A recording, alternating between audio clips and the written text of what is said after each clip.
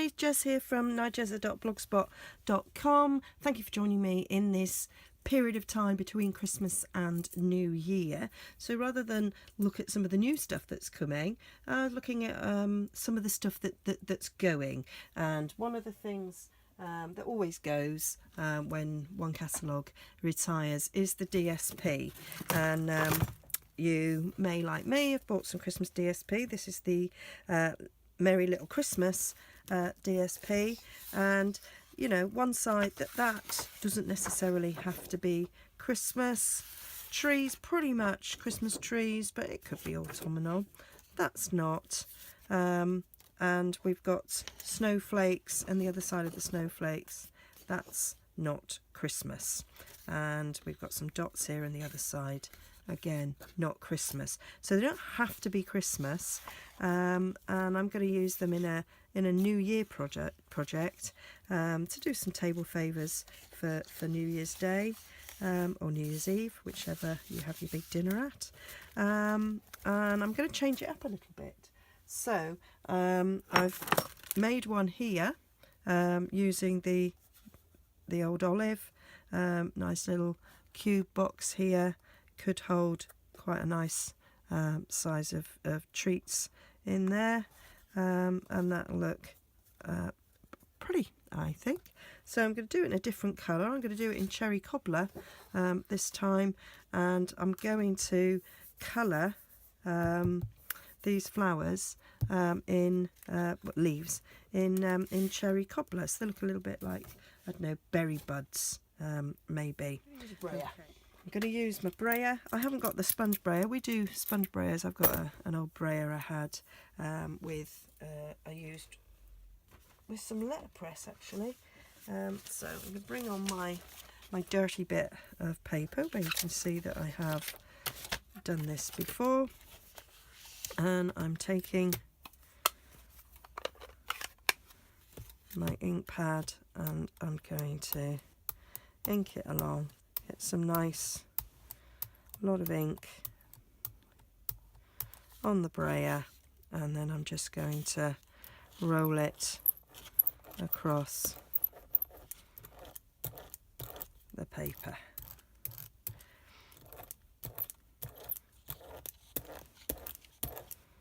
Building up the colour. You can have it lighter or darker, whichever you want. I want it quite dark myself. You can choose whatever colour you want because it's going on white. You could of course use your alcohol markers to colour it in. I thought this was slightly quicker. I did consider colouring it in with my alcohol marker,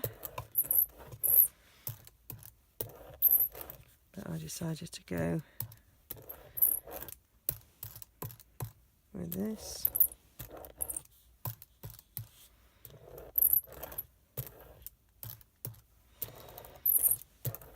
These are going to get cut up into squares to mat on the box. There. You can keep going with that until you're happy, but I really like the way that looks, and that's going to look stunning next to cherry cobbler. So I'll show you how I did the box.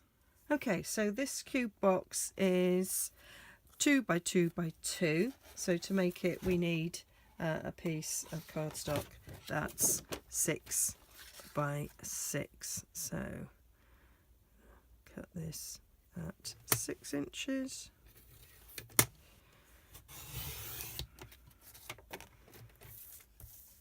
By 6 inches.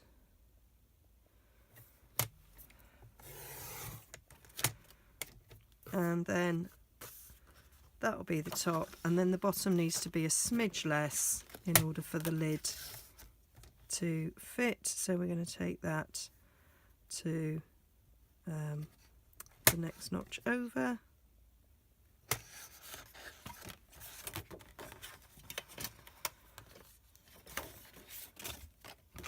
Oh, you can tell I've had a break. There we go.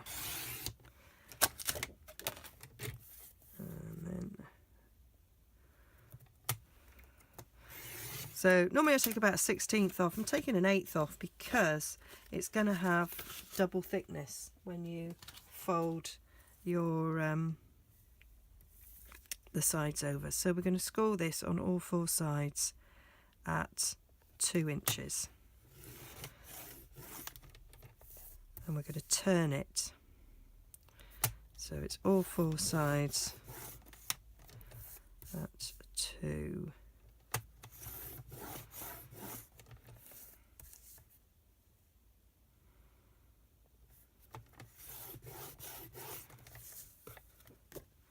And then do the same on this one.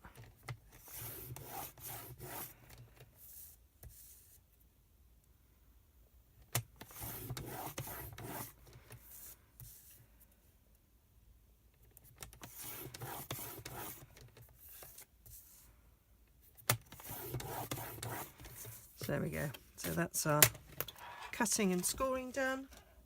And then we just need to fold and burnish.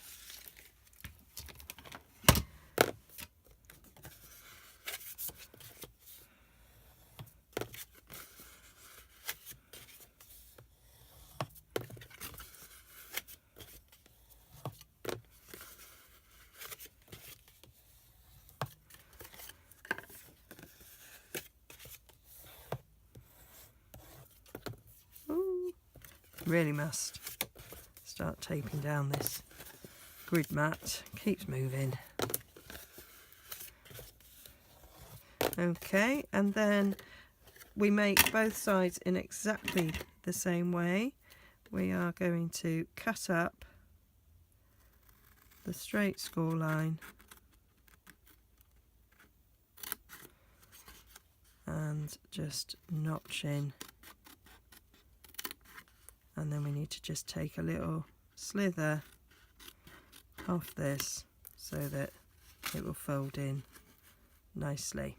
If we didn't take that off, you'd have a little, it would be too tight.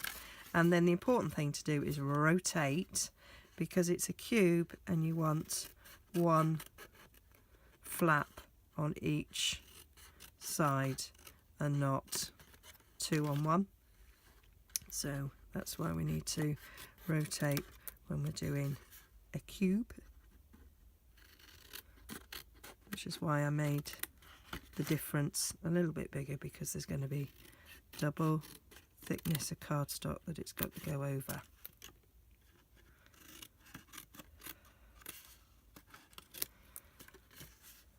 And the last one.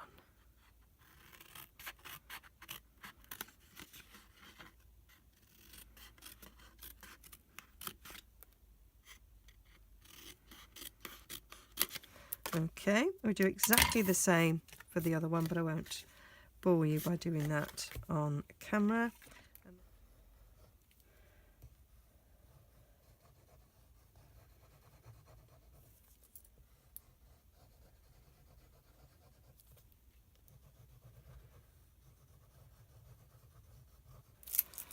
Oops. And then they just... Right, I got interrupted then by the phone going. Don't quite know what that's going to look like on the video. But anyway, it's because I film on my phone. So there we go. I'm just going to do, and then that fits over the base like so. So we're just going to decorate the top, and then I'm going to do some fun holes. So I'll just cut my pieces out. Okay, so I have cut some squares of the DSP that are coloured, and I've cut them to 1 3/4 so that they mat on top nicely, because this is 2 by 2. And so I'm just going to stick these on. I did go over them with an alcohol marker because I didn't actually like the finish.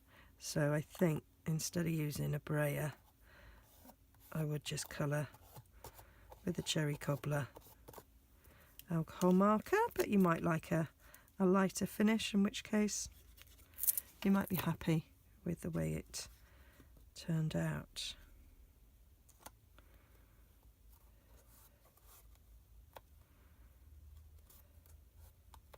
As you can see, I've made a bow using the bow builder punch. Just made that out of cherry cobbler cardstock to go on top. The other one I did out of the matching DSP, but there wasn't a bit that I liked, so I thought, oh, I'll just do it out of cherry cobbler. That'll look nice. And then the last one.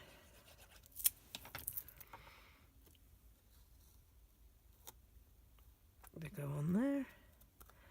And then we just need some thumb holes. I would use the 1/2 inch circle punch for this, but I still can't find mine. So I am doing a major craft room clear out and sort out when I'm back from New Year. So we'll get sorted then, and hopefully it will turn up. So that just fits over nicely like that. Got your thumb holes to open it up, and then just a little bit of Tombow on the bow to stick it on the lid. Gonna go diagonal. And then that looks quite stunning. I think what I'll do, the two boxes with two sort of different looks, so you can see how really well the DSP colours. That's quite stunning. So hope you like it. All the details will be on my blog, nigezza.blogspot.com.